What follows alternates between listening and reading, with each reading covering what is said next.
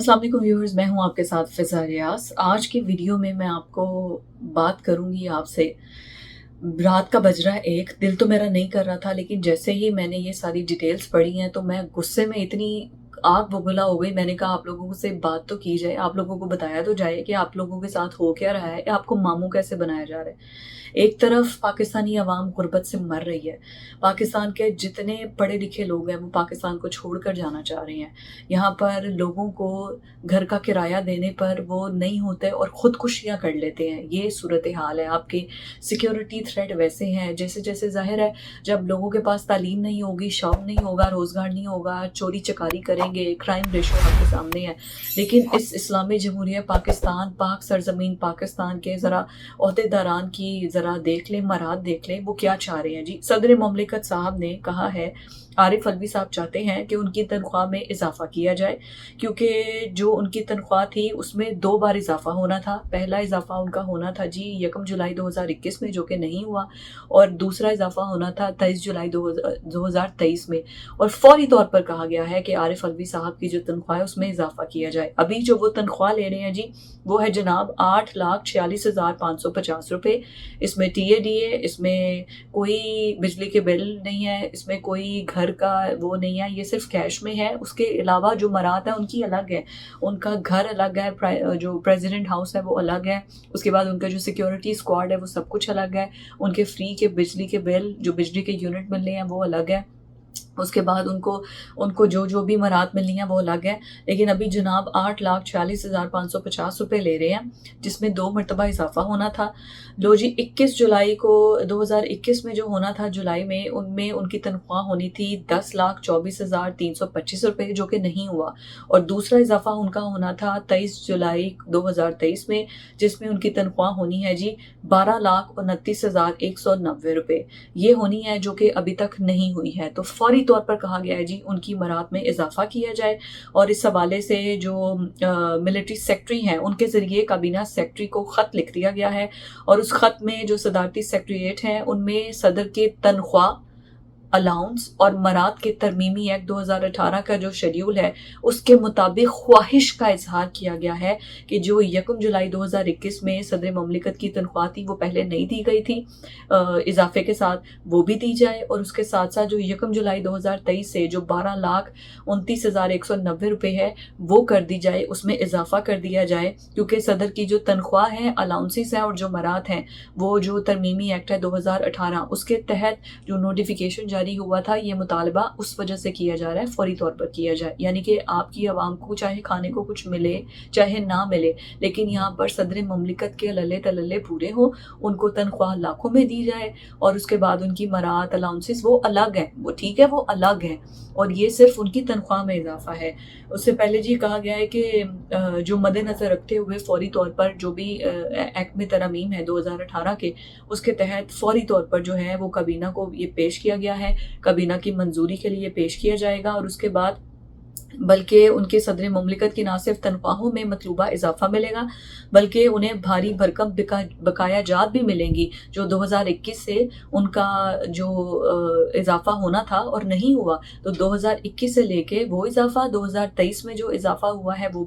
भी उन्हें अदा किया जाएगा। ये दोनों इजाफे उन्हें उनके साथ अदा किए जाएंगे, क्योंकि जनाब का गुजर बसर नहीं हो रहा, जनाब 2 मरले के घर में रहते हैं, जनाब को बिजली का बिल पूरा नहीं हो रहा हमारे सदर ममलिकत का। इस वजह से उन्होंने फौरी तौर पर कहा है जी, फौरी तौर पर काबीना को ये मंजूरी दी जाए और उनकी मराद जो हैं उनमें इजाफा किया जाए। उनके जो बाकी बकाया जात हैं, जो पूरा पाकिस्तान उधार है, पूरा पाकिस्तान का उधार है ना उन पर। सदर ममलिकत साहब ने 2021 में जो मराद नहीं ली है, जो 2021 में जो उनकी तनख्वाह में इजाफा होना था वो नहीं हुआ, तो आप और हम सब कर्जदार हैं उनके। इस वजह से वो जल्द से जल्द कर्ज अदा किया जाए, क्योंकि IMF को तो हमने कर्ज लेना है और वो लेके हमने इनकी तनख्वाहों में देना है, इनकी तनख्वाहों में इजाफा करना है। और बिजली के बिल हमने 70 रुपए क्या 100 रुपए यूनिट में हमने बिजली खरीदनी है। हमने सस्ती गैस ईरान से नहीं खरीदनी, क्योंकि हम तो गुलाम है, हम गुलाम है। इस वजह से हमने जो अमेरिका कहेगा ना हमने वो करना है। हमने सस्ती गैस ईरान से नहीं लेनी, बल्कि हमने जो जहाँ पे अमेरिका उंगली रख देगा ना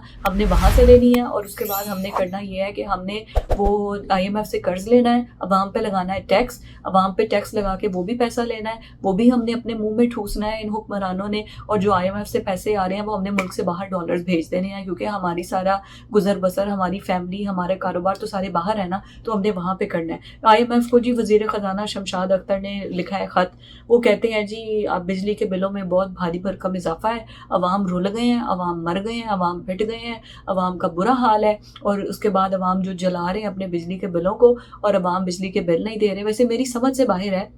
یہ وہی حکمران سارے جو ابھی 16 مہینے کی حکومت کر کے گئے ہیں، حکومت سے جاتے ہی جناب انہوں نے کہہ دیا جی آپ عوام سڑکوں پہ باہر نکلے، عوام بجلی کے بل جو ہیں وہ ادا نہ کریں، اتنی مہنگائی، اب یہ کس منہ سے جا کے الیکشن کیمپین کریں گے؟ بلکہ الیکشنز ہوتے بھی ہیں کہ نہیں ہوتے یہ تو اگلی بات ہے، موڈ ان کا کوئی نہیں ہے الیکشنز کروانے کا۔ جو جی نگران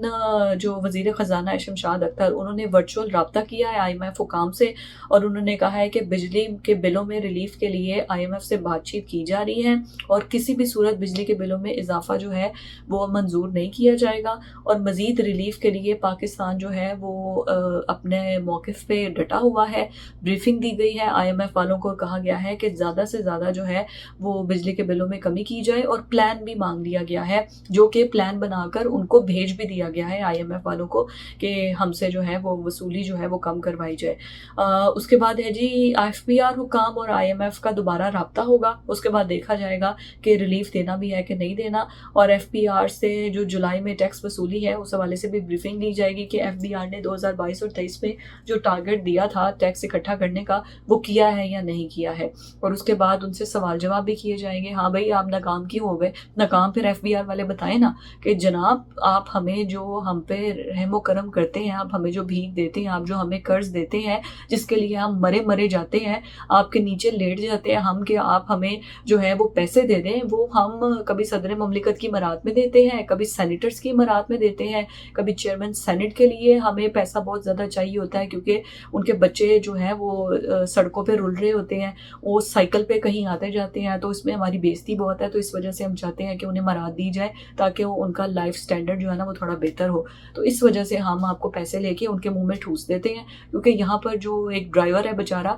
اس نے تو 32,000 میں گزارا کرنا ہے، اس نے اپنے بجلی کا بل بھی دینا ہے، اس نے اپنے گھر کا کرایہ بھی دینا ہے، پھر جو اس نے 2 بچے یا 4 بچے پیدا کیے ہیں، ایک تو غریب لوگ بچے بڑے پیدا کرتے ہیں، 4 بچے جو اس نے پیدا کیے ہیں اس کی فیس بھی دینی ہے اسکول کی، ان کو کھانا پلانا بھی ہے، اور اگر گھر کا کرایہ نہیں ملے گا تو پھر ماں جو ہے خود بھی زہر کھا لے گی اور بچوں کو نہر میں پھینک دے گی، اور اس کے بعد جی اللہ حافظ۔ تو اس وجہ سے آپ ہمیں نا زیادہ سے زیادہ قرض دیں تاکہ ہم جو ہے نا اپنے حکمرانوں کے لائف سٹائل کو مزید شاہانہ کر سکیں، اور انہیں زیادہ سے زیادہ جو ہے وہ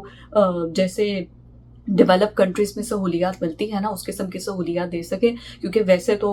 پاکستان جیسا امیر ملک ہو اور اس کے حکمران اس طرح کوئی چھوٹی گاڑی میں بیٹھے اور ان کی تنخواہ جو ہے وہ 8 لاکھ نہ 12 لاکھ نہ ہو تو وہ کیسے سوٹ کر سکتا ہے؟ تو اس وجہ سے جی مراد ان کو ملنی ہے اور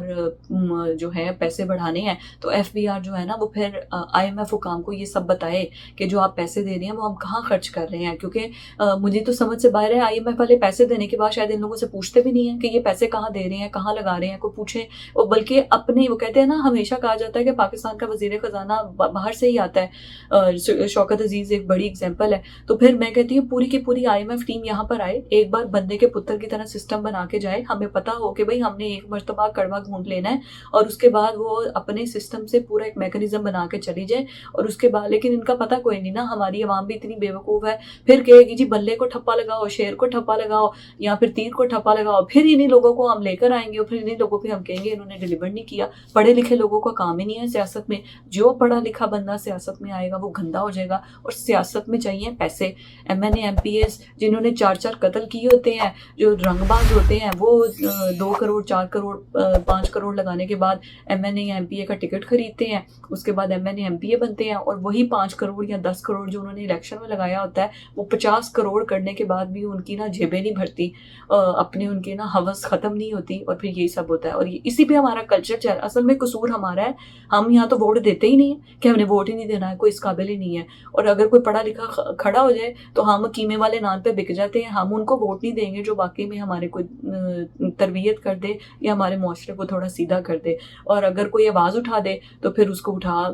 وہ ملک ہی چھوڑتا ہے تو بہتر ہے، کیونکہ اس کے بغیر تو اس کا گزارا ہی نہیں ہے، کیونکہ سسٹم کے بارے میں تو آپ بات ہی نہیں کر سکتے، سسٹم کو آپ نے ننگا کر دیا تو آپ پھر خود ننگے ہو جائیں گے، آپ پھر پاکستان میں رہ نہیں سکتے ہیں۔